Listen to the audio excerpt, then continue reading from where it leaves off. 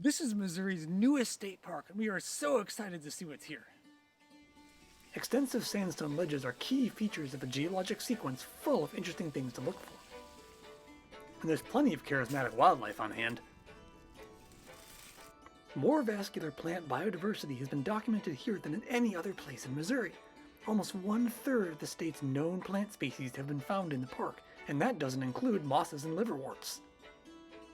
First opened to the public in September 2022, the park covers almost 3,000 acres of remote, rugged hill country rising above its namesake, Bryant Creek. Join us here on Ozark Outsider as we hike the new park trails and give you a preview of some geologic and biologic highlights at this welcome addition to Missouri's public lands. There's so much to see, so let's get started.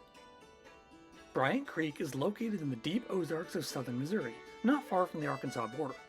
Its establishment filled in a significant gap in the state's park coverage. The park currently hosts 2 trails covering just a small portion of its total area, though more are planned. A 2021 video from Missouri State Parks outlined their planned 3 phases of development. Today, we're hiking through part of Phase 1. From the main parking lot, the yellow-blazed Pinewoods Trail makes a short loop along the ridgeline through a lovely stand of native pines.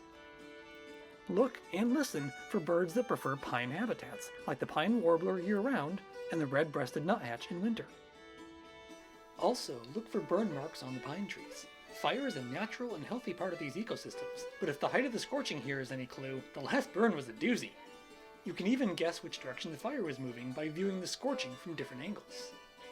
The longer, red-blazed Pike Hollow Trail takes you through 4.5 miles of rugged terrain. The park seems to assume you'll hike this clockwise, but we were contrarian and went the other direction. When choosing a direction, you might consider the time of day and year. The south-facing portion of the trail gets strong sun, great for warming up on a winter morning, but less so on a hot summer afternoon. In contrast, the north-facing portion is a lot shadier and cooler. Hint, these different aspects also affect the kinds of plant communities you might find along the trail. On its southeastern leg, the trail follows the side of a steep valley, descending through occasional switchbacks that are newly built and a little slippery. Don't miss the turn onto a blazed side trail leading down to creek level, and a beautiful waterfall formed by a sandstone ledge. Just downstream, we made a particularly neat discovery. So we just noticed there are a whole bunch of caddisfly larvae on the rocks in this stream, which is really neat. They're an indicator of good water quality, and they're cool to look at. They show up in streams in the winter and build these homes of rocks that they plaster all over their backs. It's really neat. For much of its length, the trail parallels persistent ledges of sandstone, forming attractive outcrops and overhangs. Take the time to stop and look at the beautiful sparkling quartz sand crystals in these rocks. Check out our separate video highlighting lots more neat geologic features to look for as you hike. And be sure to pay attention to the fascinating lichens and mosses growing on the rocks too. Wow, the tips of these sporophytes are bright red. On the northeastern leg, the trail climbs along a steep, narrow ridgeline overlooking Bryant Creek below. From the top of this ridge, a white blazed connector trail offers a cutoff back to the parking area if you're not up for doing the full loop. This mostly level trail passes through some nice stands of native pines and some old overgrown fields. It appears that parts of this already heavily disturbed area will be converted to a camping zone, a very sensible choice. From the connector trail, the main trail drops off the ridge and descends around several broad curves.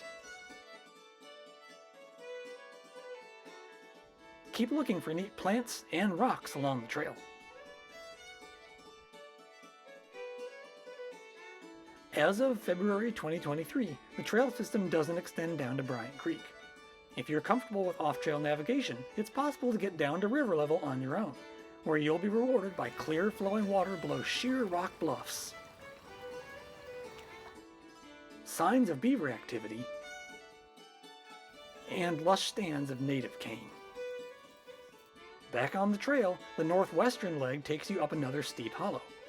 Don't miss the spur trail that leads up to a triple waterfall hosted by more sandstone ledges. The seeps and small springs that occur in many places along and near the trail have more beautiful mosses and other interesting plant diversity. Be especially aware of your impact in such areas, as even gentle foot traffic can be damaging. Once upon a time, we were involved in a project at Shenandoah National Park surveying rare plant populations on rock outcrops to assess the level of visitor impact. Inevitably, any scenic location near to, or even visible from, a trail suffered degradation over time. It's a bit poignant to visit Bryant Creek so early in its development, knowing that many of the scenes we recorded will inevitably change as the price of human access and appreciation.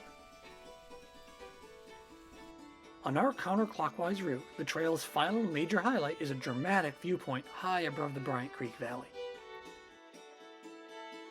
An official overlook provides a clearer view, and a nicely done interpretive sign. From here, it's a relatively short and level hike back to the parking lot, which might be why the park seems to assume people will want to hike the loop clockwise and orients its trail signs in that direction. Even in Phase 1 of its development, Bryant Creek State Park has so many interesting geologic and biologic features to explore. And this video covers just a small portion of the total area, leaving out other naturalist attractions like glades and sinkholes. If you can get to the park, we highly recommend it. Either way, keep watching as we explore and share the Ozarks with you.